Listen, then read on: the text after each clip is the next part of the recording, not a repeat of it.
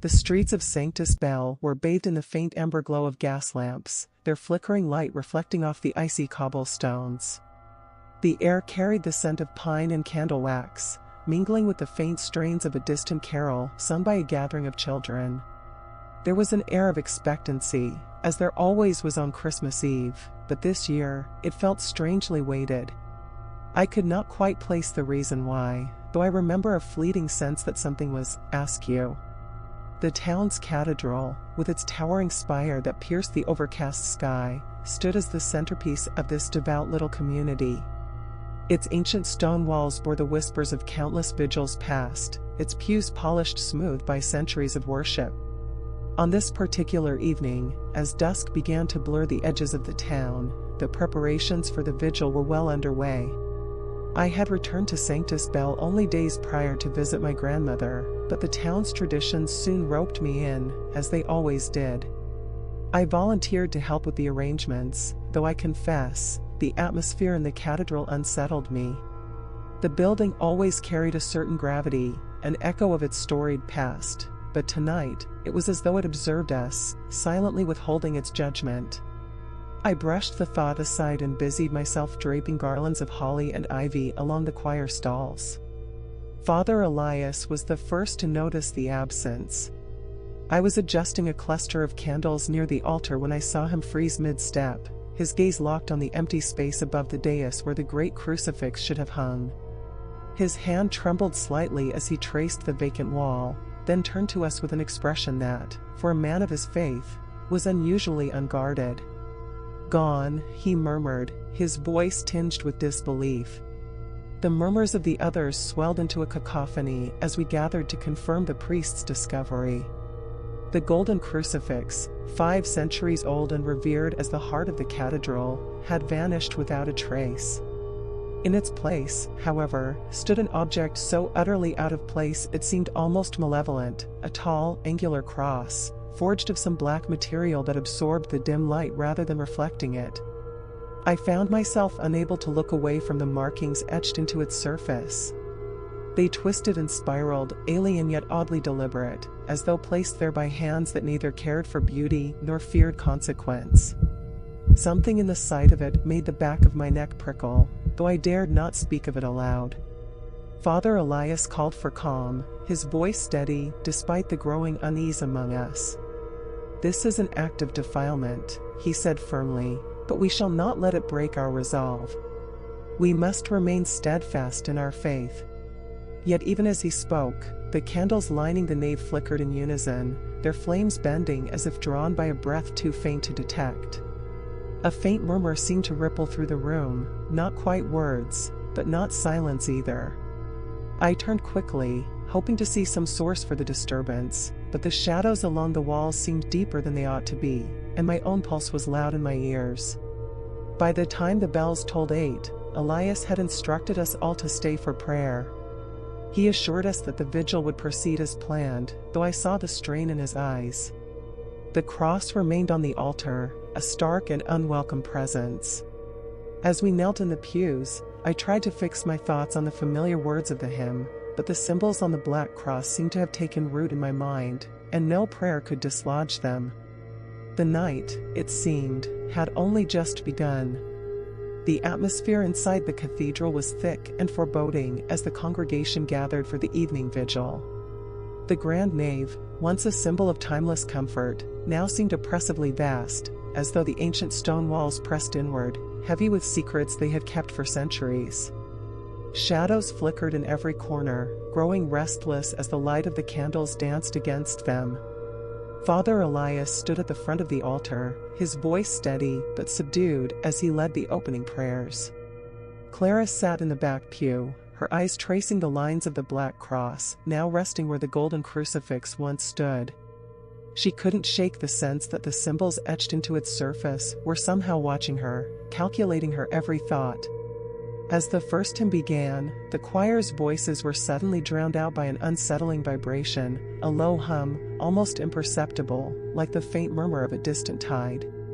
The sound seemed to emanate from the walls themselves, growing louder with each note sung, until it became a cacophony that drowned out the hymn entirely. Then, without warning, the candles extinguished themselves, plunging the congregation into an unnatural darkness. Gasps and murmurs rippled through the crowd. The only light came from the moon, faintly illuminating the stained glass windows, casting distorted, colorless patterns onto the floor. But even the moonlight seemed strange, its glow pallid and weak, as though it too was retreating from whatever had taken hold of the cathedral. The murmurs turned to cries as a piercing cold swept through the room, biting through coats and scarves. Clara felt it against her skin, an unnatural chill that seemed to seep into her bones. She reached out instinctively to touch the wooden pew, needing some anchor in the void, only to jerk her hand back in shock. The wood was icy, as though it had been left in the open snow for hours. Suddenly, a scream echoed through the cathedral, sharp and filled with terror. All heads turned toward the sound, but it was impossible to pinpoint its origin in the darkness. Someone shouted a name, Michael. But no answer came. The tension grew unbearable as people whispered in fear, their voices mingling with the strange hum that now seemed alive, slithering between the pews like a living thing. Father Elias called for calm, his voice trembling but resolute. "Do not falter," he said. "Our faith will see us through. Stay together, stay in prayer." But his words felt hollow in the face of what was unfolding. Clara's pulse quickened as she noticed movement near the altar. It wasn't Elias or any of the choir members, it was something else. The shadows cast by the black cross seemed to stretch and writhe, curling across the floor like smoke. For a fleeting moment, Clara thought she saw a figure, tall, gaunt, and impossibly distorted, emerge from the darkest corner of the room, only to dissolve back into the shadows as soon as she blinked. Then came the whispers. They weren't loud, but they were everywhere, a dissonant chorus that seemed to rise from the very stones beneath their feet. Clara strained to make out the words, but they were unintelligible, an eerie mix of languages or sounds that defied comprehension. She clutched her coat tightly, her breath visible in the freezing air. It was then that Father Elias noticed the absence. "Where is Michael?" he demanded, his voice echoing in the dark. No one answered. The crowd stirred uneasily, eyes darting around, searching for the young man who had been sitting in the front pew. Clara felt the pit of her stomach drop as she realized there was no sign of him, not his coat, not his voice, not even the sound of footsteps retreating into the night. He had vanished, as though swallowed whole by the cathedral itself. Clara moved toward Elias, her voice low but urgent. "This isn't just desecration," she said. "That cross, it's a doorway. Something's coming through." Elias nodded grimly. "I feared as much." He gestured for Clara to follow him to the altar, away from the increasingly restless congregation. Together, they approached the black cross, its surface glinting faintly in the weak moonlight. The symbols carved into it seemed to pulse faintly, as though responding to the air around them. Clara reached out to touch it, but stopped short when Elias grabbed her wrist. "Don't," he warned. "We don't know what we're dealing with yet." Behind them, the congregation erupted in chaos. Some were shouting, others weeping. A few stood motionless, staring blankly ahead, their eyes unfocused as though entranced. One elderly woman began speaking in a low, guttural voice that was not her own, her words chillingly alien to anyone who heard them. Elias turned back to Clara. "If this is what I think it is, we have to act quickly. The longer it stays here, the stronger it becomes. And if it fully manifests..." He didn't finish the sentence. He didn't have to. Clara's gaze shifted to the shadows once more. They seemed bolder now, inching closer, taking on shapes that no human mind could fully grasp. The darkness wasn't just a void, it was alive, and it was hungry. The next morning, the cathedral was eerily quiet. The lingering cold had seeped into the very stones, and even the faint winter sun filtering through the stained glass seemed powerless to warm the air. Clara stood with Elias in the vestry, where the oldest records of Sanctus Bell were stored in heavy, leather-bound tomes. The faint smell of mildew mixed with the scent of melting candle wax as they worked, their breath visible in the icy room. Clara flipped through the brittle pages of a crumbling ledger, her fingers trembling, not just from the cold, but from the growing sense of dread. Each line of spidery handwriting seemed to carry the weight of something unspeakable. The deeper she read, the more her unease grew. "Elias," she called softly, her voice breaking the suffocating silence. "Look at this." Elias approached, his brow furrowing as she pointed to a passage. The words, written in faded Latin, described a group known as Cultus Frigoris, the cult of winter's chill. The records revealed that long before Sanctus Bell was consecrated, this site had been the stronghold of a dark congregation dedicated to a being called Vox Hyamis, the voice of winter. "The voice of winter," Elias murmured, running a hand over his unshaven jaw. "What do we know about it?" Clara's voice was steady, but the fear in her eyes betrayed her. It wasn't just a deity to them. It was an entity. They believed it thrived on fear and faith, twisting sacred symbols, using them to spread its influence. And the winter solstice, Christmas, was its time of greatest power. Elias stiffened, his hand gripping the edge of the table. "That explains the cross," he said. "It's not just a desecration. It's a beacon. They used it to call the entity into our world." Clara nodded. "And if what this says is true, it's been waiting for a moment like this." A sudden crash from the nave made them both jump. They rushed into the main hall, where they found a toppled pew and a man standing in the center of the aisle. His back was to them, his frame rigid and unnatural. It was Mr. Dalton, the town's butcher, but his movements were anything but human. His head turned slowly, too slowly, as though his neck had forgotten how to work. When his face came into view, Clara stifled a gasp.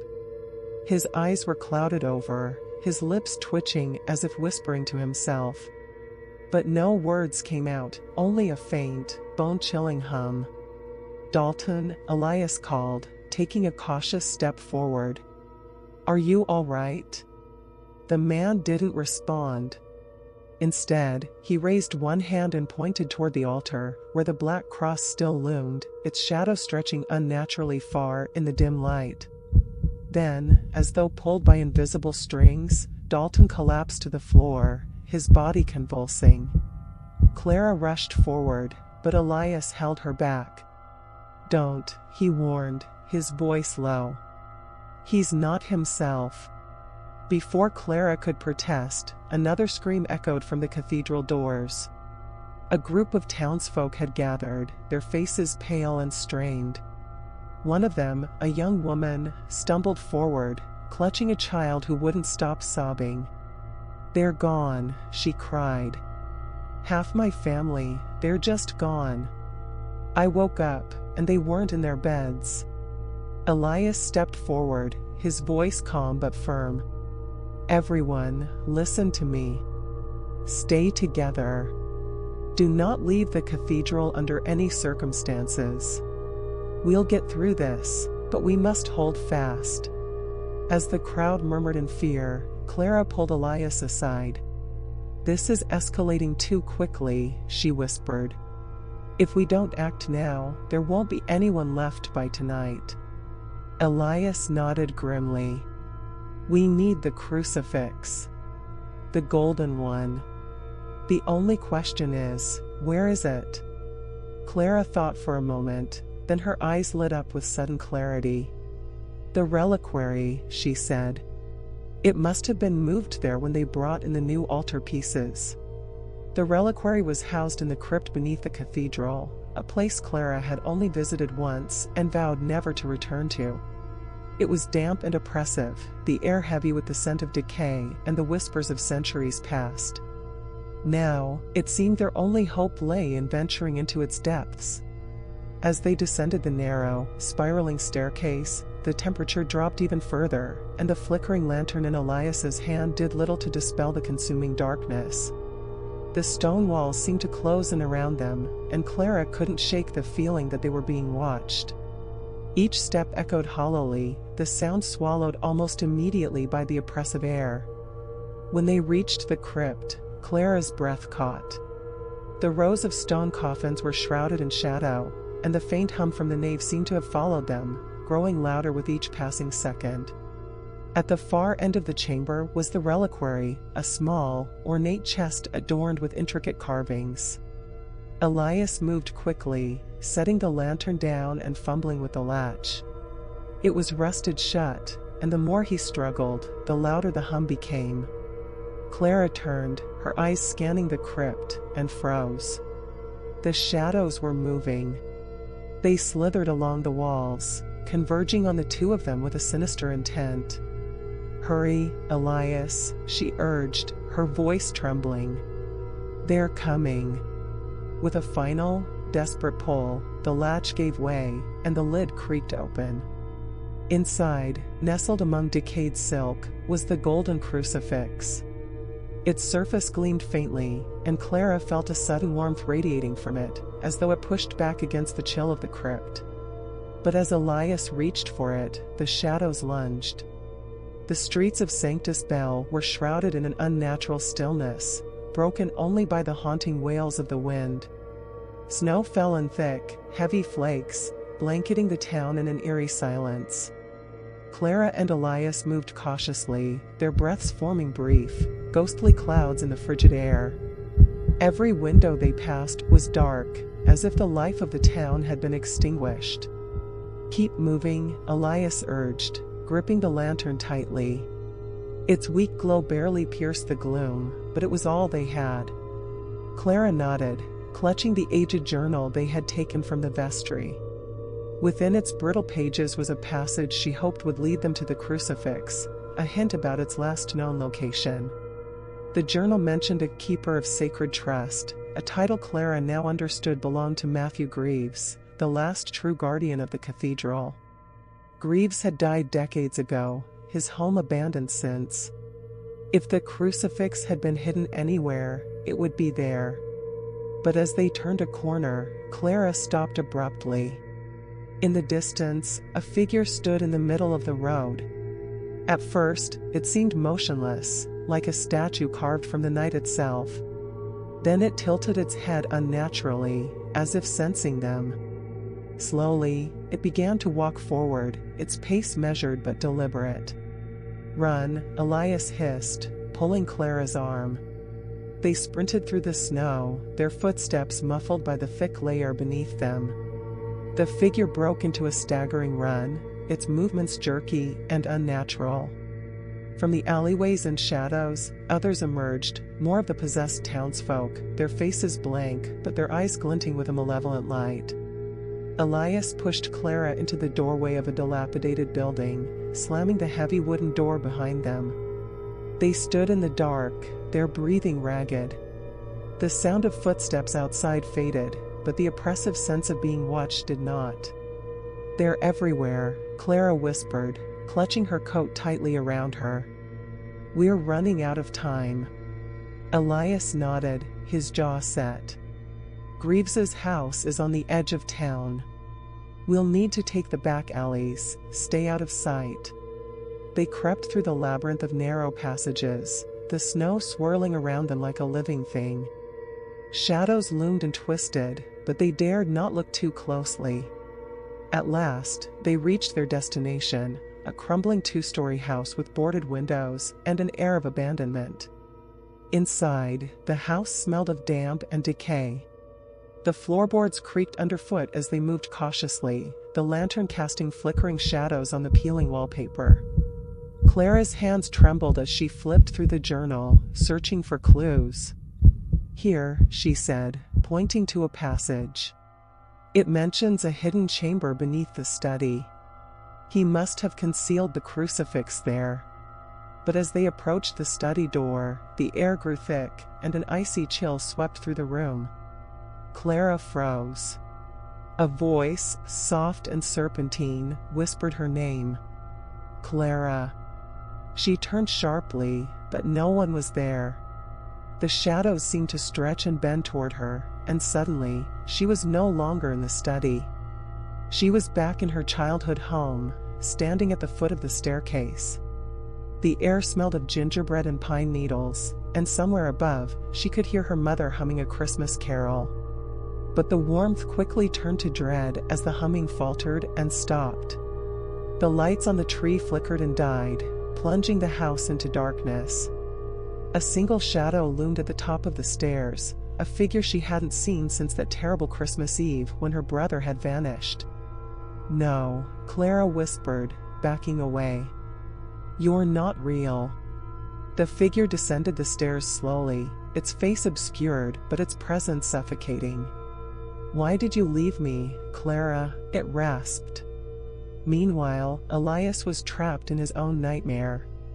He found himself back in the cathedral, standing at the altar. The nave was filled with parishioners, their faces upturned as they sang hymns. But as he moved closer, he realized their mouths were sewn shut, their voices coming from nowhere. One by one, they turned to him, their eyes black as coal. "You failed us, Elias," they chanted in unison. "You let it in." Back in the study, Clara gripped the edges of the desk, forcing herself to focus. "This isn't real," she muttered, her voice shaking. "It's the entity. It's trying to break us." She squeezed her eyes shut, and when she opened them, the vision was gone. Elias stumbled into the room, his face pale and drenched in sweat. "It's toying with us," he said hoarsely. "We have to find that crucifix now." They tore through the study, their hands trembling as they searched for a hidden lever or latch. At last, Clara's fingers brushed against a small, recessed panel beneath the desk. She pressed it, and a section of the floor creaked open, revealing a narrow staircase descending into darkness.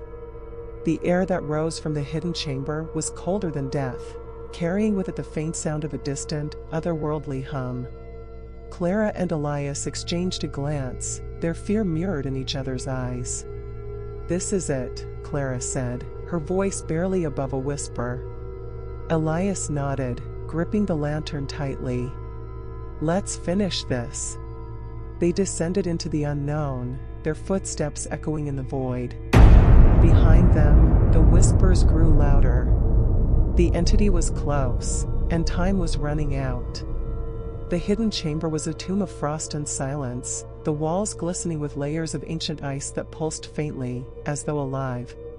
Clara's breath escaped her in clouds, each exhalation trembling as the oppressive air closed in around them. At the center of the room, resting atop a pedestal carved with twisted, incomprehensible runes, was the crucifix. It gleamed with an otherworldly light, a beacon of hope amidst the suffocating darkness. "We found it," Clara whispered, stepping forward. "Wait," Elias warned, grabbing her arm. But before he could say more, the temperature dropped so sharply that the moisture in the air froze mid-drift, glittering like cruel diamonds. A low, guttural sound rumbled through the chamber, growing louder, until it became a deafening roar. The ice on the walls cracked and split, and from the fissures poured a black mist that coalesced into the shape of the entity, a monstrous amalgamation of frost and shadow. It loomed over them, its form shifting and flickering like a terrible mirage. Icy tendrils snaked across the floor, curling toward Clara and Elias as the creature's voice echoed in their minds. "You will not take it," it hissed, each word dripping with malice. "Your faith is weak. Your hope is fleeting. And now, you will fall." Elias stepped in front of Clara, shielding her with his body as the creature surged forward. "Run," he shouted. "I'm not leaving you." Clara cried, but Elias's resolve was unyielding. "Take the crucifix and go," he ordered, his voice trembling but firm. You're the only one who can finish this." Tears blurred her vision, but Clara obeyed. She darted to the pedestal, her fingers seizing the crucifix. The moment she touched it, a searing warmth coursed through her, pushing back the biting cold of the entity's presence. The creature shrieked in fury, its form expanding and twisting, filling the chamber with a maelstrom of ice and darkness. Elias turned to face it, his eyes filled with both terror and determination. "You want a sacrifice?" he shouted, his voice breaking. "Then take me." The entity hesitated for a moment, its tendrils recoiling as if savoring his offering. Then, with a thunderous roar, it lunged at Elias, enveloping him in a torrent of frost and shadow. "No!" Clara screamed, her voice echoing in the chamber. But Elias's sacrifice was not in vain. The entity's attention was entirely on him, its rage consuming it as Clara bolted up the staircase, clutching the crucifix tightly. The weight of her task bore down on her with every step, but she refused to falter. As she burst out of the hidden chamber and into the night, the bell tower of the cathedral loomed in the distance, its silhouette stark against the snow-filled sky. The streets were no longer silent. The possessed townsfolk gathered, their faces twisted into grotesque masks of malice. They moved as one, shambling toward Clara with outstretched hands. Her heart pounded as she weaved through the streets, slipping on the ice, but never letting go of the crucifix. Behind her, the entity's furious howl reverberated through the town, shaking the very ground. The snowstorm intensified, turning the world into a swirling chaos of white and shadow. When Clara reached the cathedral, she threw herself against the heavy doors, forcing them open. Inside, the nave was in ruins. The once beautiful decorations lay shattered on the floor, and the remaining villagers had either fled or succumbed to the entity's influence. The altar stood ahead, a solitary beacon of light in the darkness.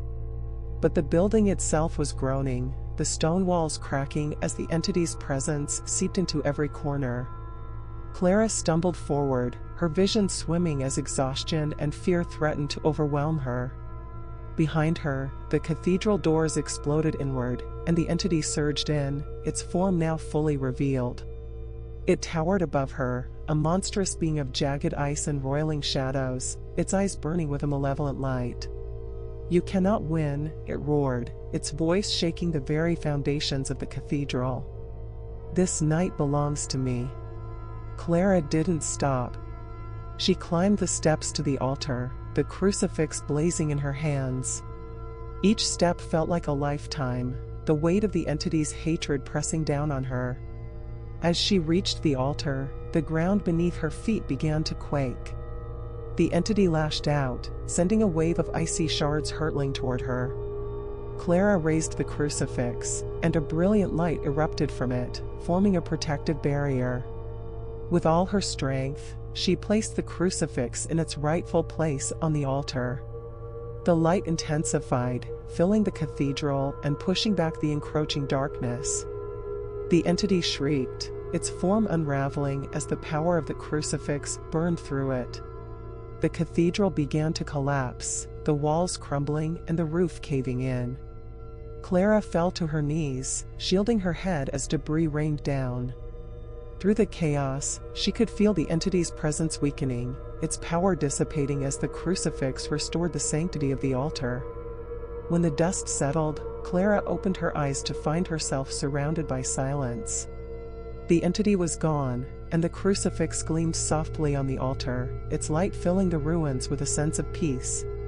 But as she stood, battered and bruised, she couldn't shake the weight of Elias's sacrifice.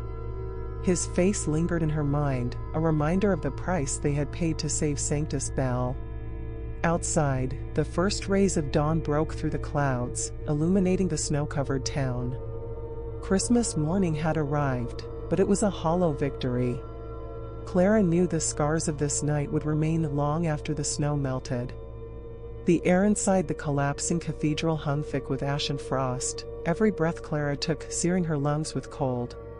She staggered to the altar, her trembling hands clutching the crucifix as the darkness surged around her in a final, desperate wave. The entity's voice, now fractured and hollow, screamed through the ruined nave.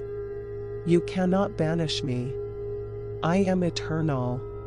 I am the shadow that waits at the edge of your light." Clara gritted her teeth, the weight of Elias's sacrifice heavy in her chest. His voice echoed in her mind, urging her forward, anchoring her resolve. With one final burst of strength, she slammed the crucifix into the ancient holder on the altar. For a moment, silence reigned. Then, a radiant light exploded outward, so brilliant that Clara shielded her eyes, feeling its warmth pour over her like a tidal wave. The black tendrils of the entity recoiled, writhing as the light consumed them. The air filled with the deafening peal of Sanctus Bell's ancient chimes, their sound impossibly pure, echoing across the snow-laden town. The blackened crucifix above the altar cracked and splintered, shattering into a fine dust that scattered like ash in the golden glow.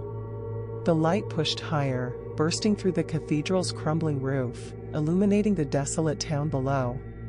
Shadows that had once danced with malevolence now dissolved, leaving nothing but the faint scent of scorched frost in their wake.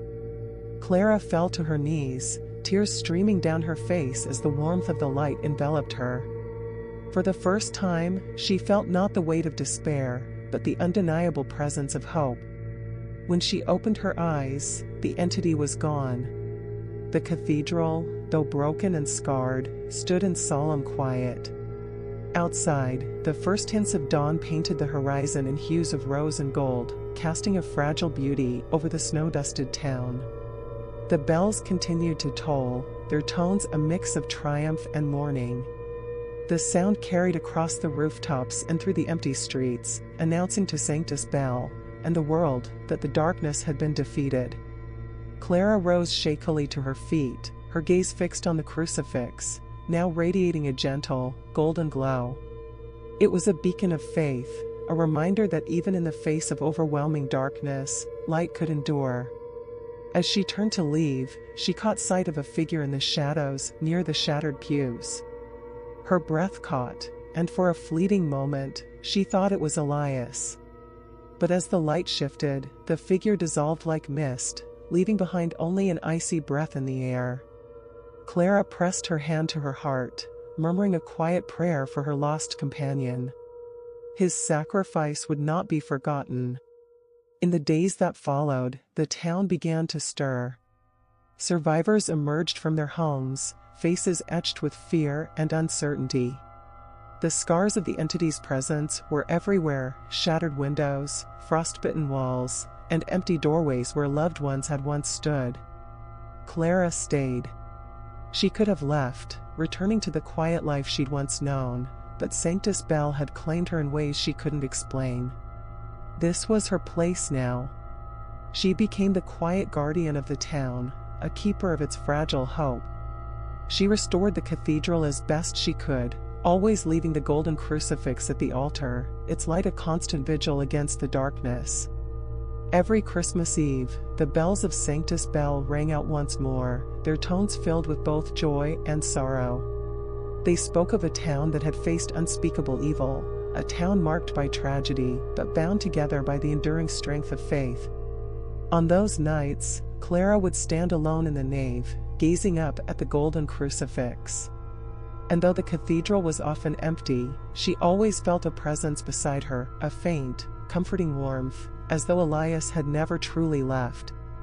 As the years passed, the legend of Sanctus Bell grew. Travelers would come to hear the story of the cursed Christmas, the entity of frost and shadow, and the brave souls who had stood against it.